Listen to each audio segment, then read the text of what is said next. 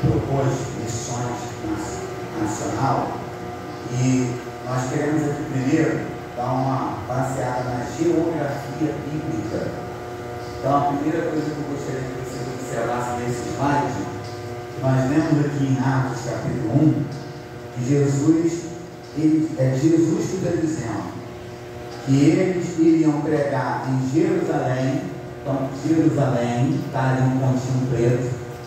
Aí depois Jesus diz Judéia, está ali Judéia, e ali está aqui em Jerusalém, em toda a Judéia e Samaria. Agora, não sei se você está conseguindo enxergar cada distância, mas se você observar, Samaria está com uma cor diferente de Judéia. Ela está com uma cor diferente. Isso está ali usando ali, Samaria está com uma cor diferente. Não me pergunte, porque eu nem sei que cor é aquela. Está com uma cor diferente. Então, por que eu estou destacando isso? Porque, só para você entender, vamos dizer que Jerusalém fosse o Rio de Janeiro, a capital do Rio de Janeiro, Judéia seria o estado do Rio de Janeiro e Samaria seria um outro estado. Então, quando Jesus disse que nós temos que pregar em Jerusalém, ele está dizendo para a gente pregar no Rio de Janeiro, em toda a Judéia, no estado do Rio de Janeiro, em Samaria. Agora vem a missões nacional. Não vou nem falar dos confins da terra, que aí já é missão transcultural. Dá um clique aí, por favor. Aí agora, para você entender, eu acho que só eu que vou enxergar mesmo, né? Mas esse onde está Santa Cruz, a mais seria aqui Santa Cruz, pedacinho de Santa Cruz, e aí os outros pedaços, Guaratiba, Campo Grande, Bangu. Está vendo essa ideia? Você nunca imaginou dessa forma, que você sair a capital do Rio de Janeiro, que é a capital do Rio de Janeiro. Então, esses são os bairros. Isso aí é um evangelismo local, é chamado de evangelismo local. Pode passar. Aí o que é o evangelismo? Ainda, isso aí é local, porque agora esse pedacinho do mapa está mostrando as cidades que tem dentro do Rio de Janeiro. Rio de Janeiro é pequenininho, a gente já vimos, e agora tem Nova Iguaçu, Angra, Petrópolis, Nova Friburgo. E você observa que do lado tem Espírito Santo, né? Bota lá o termo do sol, Espírito Santo, Minas Gerais e São Paulo. Três estados. Então isso são missões nacionais. Quando você sai do Rio de Janeiro e você vai para o Espírito Santo, Minas ou São Paulo. Agora olha que coisa bacana. Clica aí no último slide. Acho que é isso. O que é missões nacional? É você ministrar. Nós estamos aqui no Rio de Janeiro. É nós pregarmos o Evangelho para todos os estados do Brasil. Isso aí é o Brasil. E aí você já está vendo ali os estados. Aí depois eu estou falando, pastor, tá, missões nacional, eu tenho como pregar o Evangelho em algum desses estados? Tem. Porque existem várias maneiras de você anunciar o Evangelho. Você pode anunciar o Evangelho contribuindo, você pode anunciar o Evangelho orando, você pode anunciar hoje o Evangelho ministrando uma mensagem gravada e enviar para pessoas que estão lá, né? Nesses estados. A Vânia está lá em Portugal, então o pastor dela aqui do Rio de Janeiro ministra estudos gravados, manda para ela lá para Portugal e ela ministra aqueles estudos lá. Da mesma maneira que ela está fazendo lá fora do Brasil, ministrando a palavra para algumas pessoas lá, da mesma maneira. Então isso é missão nacional, é uma missão que nós precisamos fazer. E hoje nós estamos vivendo um momento, o Brasil está num momento político muito ruim. Nós estamos vivendo um conflito muito grande e infelizmente hoje nós estamos conversando sobre com algumas pessoas e, infelizmente, quem acaba pagando o preço no meio desse conflito somos nós, os trabalhadores, a classe menos favorecida, né? Por quê?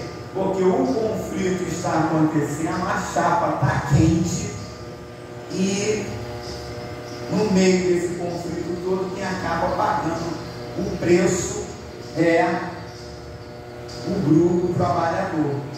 Então nós precisamos orar, pedir a Deus para Deus levantar a palavra dele, anunciar a palavra dele. Às vezes eu fico pensando como pastor, a quantidade de igrejas que se abrem no Rio de Janeiro. Você sabia que no período que nós fizemos missões ali em Pernambuco, né? Lídia teve a oportunidade de viajar lá com a gente naquele período ali. Você sabia que existem lugares ali em Pernambuco que ainda não tem igreja? Que existe a maior parte da igreja católica? E aqui a gente fica vendo, meu Deus, aí na rua do Barro Vermelho, na rua da congregação do Barro Vermelho, só para vocês terem uma ideia, parece até que eu vou exagerar, mas não é não. A igreja do Barro Vermelho é aqui, 2 casas depois do nosso lado direito abriu uma igreja. Se você atravessar a rua, na esquina, como se fosse um bar, tem outra igreja. E se você sair daquela rua, virar à direita, antes de você chegar na frente do Brizolão, tem um ponto de pregação, e quando você chega na frente do Brizolão, tem uma igreja grandona. E isso é porque eu estou falando mais perto. Fora isso, eu fico pensando, mas não vou dar a resposta, porque se você pensa comigo. Como é que Deus manda pessoas abrir igreja uma do lado da outra? Não manda ninguém para esses lugares ali. Eu fico pensando, Deus mandou eu abrir uma igreja na rua onde já tem uma igreja. Não, porque Deus tem um mistério comigo, mas Deus não tem mistério com você em Minas, em São Paulo, na Amazonas, no Mato. Ah, pastor, como é que eu vou para lá? Se Deus te chamou e tem um mistério contigo, Ele vai te levar para lá. Não sei como, eu não sei de que maneira, mas se Deus tem algo na tua vida, então Deus vai te usar, porque eu fico pensando, Deus tem algo na minha vida. Aí eu vou abrir uma igreja na rua onde tem uma igreja. Que Deus é esse? Que tanta igreja é essa? Mas aí você pensa junto comigo e cada um com a sua resposta. Porque é muita igreja, um monte, daqui a pouco é uma multidão de igreja, e em lugares por aí que o evangelho tem que ser levado, não vai, porque a pessoa não sabe do Rio de Janeiro. E passa aí, minha querida, por favor. Eu quero nessa noite compartilhar com vocês 8 tópicos, né? Eu acredito que vai dar tempo. Primeiro, quando em Atos 1:8 eu destrinchei o versículo, eu peguei o versículo e partilhei ele em 8. Para você que deseja entender a Bíblia, entender versículo, eu vou te dar uma dica. Para você que quer preparar um estudo, uma mensagem, uma das maneiras é ali. É você pegar o versículo e quebrar ele todo. Então vamos lá. A primeira coisa, quem falou isso? Foi Jesus que disse. Então Jesus ele diz a primeira coisa: mas recebereis. Aí você faz uma pergunta: vou receber o quê? Então é uma pergunta que você tem que fazer. Jesus disse que eu vou receber. Vou receber o quê? Dinheiro, saúde, porta de emprego. Então eu quero que você pense. Aí no 2 ele diz: mas recebereis o poder. Beleza, já sei que eu vou receber poder, mas poder da onde? Poder político, poder na empresa, poder. Que poder é esse? É o tópico 3, poder do Espírito Santo. Vamos lá, 1, 2 e 3. 1, mas recebereis o poder do Espírito Santo. Então Jesus está dizendo que a igreja vai receber uma autoridade do Espírito Santo. Jesus está dizendo isso no versículo 8. No versículo 8, isso. Aí ele diz que há de vir sobre vós. Vai vir sobre. a igreja vai receber um poder. Aí olha que coisa interessante. Se Jesus está dizendo que nós vamos receber um poder que vai vir sobre as nossas vidas, então quem tem condição de dar esse poder para a igreja não é o pastor, não é o pregador, não é a irmã, não é o irmão, é Deus. A Bíblia diz que João batiza, e quando ele batiza em Mateus capítulo 3, ele diz: eu vos batizo com água para arrependimento de pecado, mas virá um que ele é maior do que eu, esse vos batizará com o Espírito Santo e com fogo. João está falando de Jesus, está afirmando que o Espírito Santo vai ser derramado sobre um povo chamado igreja para receber autoridade. E ser-me-eis testemunha. Olha que coisa interessante, olha o que ele está dizendo. O versículo está dizendo que eu vou receber a autoridade do alto para mim ser testemunha, para mim testemunhar, para mim falar, para mim anunciar, para mim proclamar. O que a testemunha faz? Ela afirma. Vou explicar de uma forma para você entender com muita tranquilidade. Quando uma pessoa ela é acusada de alguma coisa, quem é que afirma a acusação? As testemunhas. As testemunhas, elas afirmam a acusação. Então o que está escrito ali? Que nós vamos receber poder, autoridade para afirmar. E o que você quer afirmar? Que Jesus cura, batiza, liberta, vai levar uma igreja para o céu e ainda batiza com o Espírito Santo. A igreja vai receber poder para falar de um Jesus que realiza milagre com certeza, com anúncio de verdade. Não é uma reportagem falsa, não é um anúncio falso, não é um anúncio mentiroso, é um anúncio verídico. Jesus, ele muda a história. Jesus, ele muda o quadro. Jesus, ele transforma a situação. Jesus, ele dá a última palavra. Nós precisamos dar testemunho disso. Nós precisamos dar testemunho. Antes de eu pular para outro tópico, o maior testemunho que nós precisamos dar é o testemunho da nossa vida. Porque às vezes é muito bom alguém ouvir dizer que Jesus ele realiza uma obra, mas melhor ainda é quando você olha para alguém e diz: aquela pessoa é diferente, aquela pessoa é diferente. Melhor ainda é quando você conhecia ela, e aí você vai falar: olha, Jesus mudou a vida dela, Jesus mudou a vida daquela pessoa aí. Ela está anunciando, ela recebeu o quê? Poder. Ela recebeu o poder, ela recebeu o Espírito Santo para dar testemunho de libertação, testemunho de transformação, testemunho de um evangelho verdadeiro, de um evangelho que fala de mudança de vida. Igreja verdadeira que é vivida na palavra, a igreja tem que ter transformação de vida.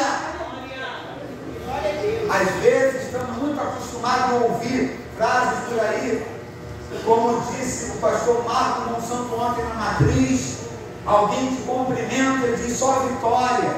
Não, não é só vitória. Em João, Jesus disse: tem de bom ânimo, no mundo tereis aflição. No mundo tereis aflição. Bom seria se sempre fosse só vitória mesmo. Mas infelizmente a verdade não é essa. A verdade não é essa. E é por isso que existe muita gente pregando uma mensagem ilusória para mexer com o ego da pessoa.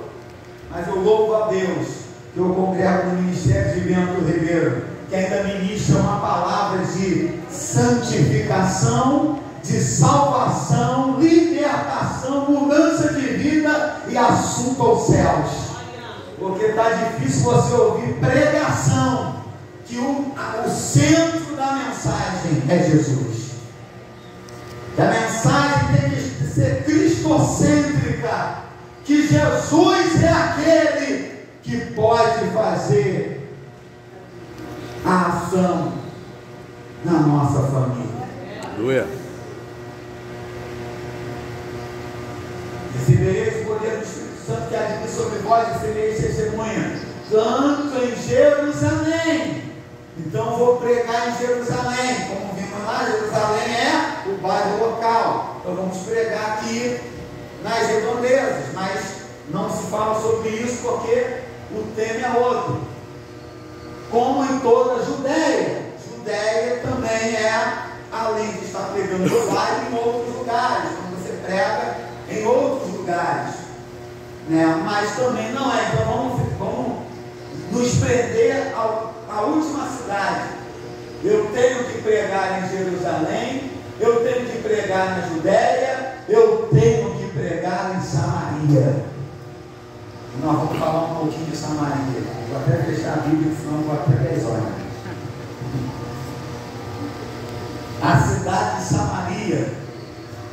Irmão, quando Jesus fala de Samaria, eu acho que Jesus fala assim por discípulo: eu vou desafiar vocês agora. Porque pregar em Jerusalém, beleza, é a capital. Pregar na Judéia está perto da capital.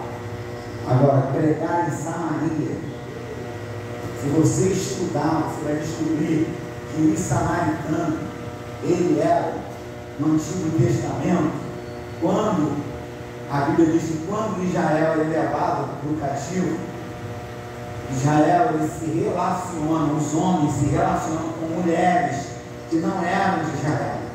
E ali começa a haver, olha que coisa interessante, por isso que eu falei que Jesus ele fez o desafio. Quando os homens de Israel, presos, se relacionam com aquelas mulheres, aí começa a nascer judeus misturados. E aí o que acontece com o judeu puro? O judeu puro não fala com o judeu misturado. Deu ruim agora, né? Mas Jesus mandou pregar lá. E eles não se falavam. Quando no livro de João, os discípulos vê Jesus conversando com a mulher samaritana, eles não estavam admirados porque ela somente era mulher, mas era porque ela era samaritana. E os samaritanos não falavam com os judeus. E Jesus está dizendo, sabe o que agora? Você vai pregar o Evangelho para pessoas que você não fala com elas. Você vai pregar o Evangelho para pessoas que talvez você não tenha tanta afinidade com elas. Você vai ter que pregar o Evangelho para esse grupo de pessoas que talvez vocês não queiram ter nem se comunicar com elas. Não, vocês vão ter que pregar. Eu vou dar poder e autoridade para vocês pregar para essas pessoas. Para essas pessoas. Você viu o desafio? Você viu quem era Samaria? Você viu quem era o samaritano? E agora?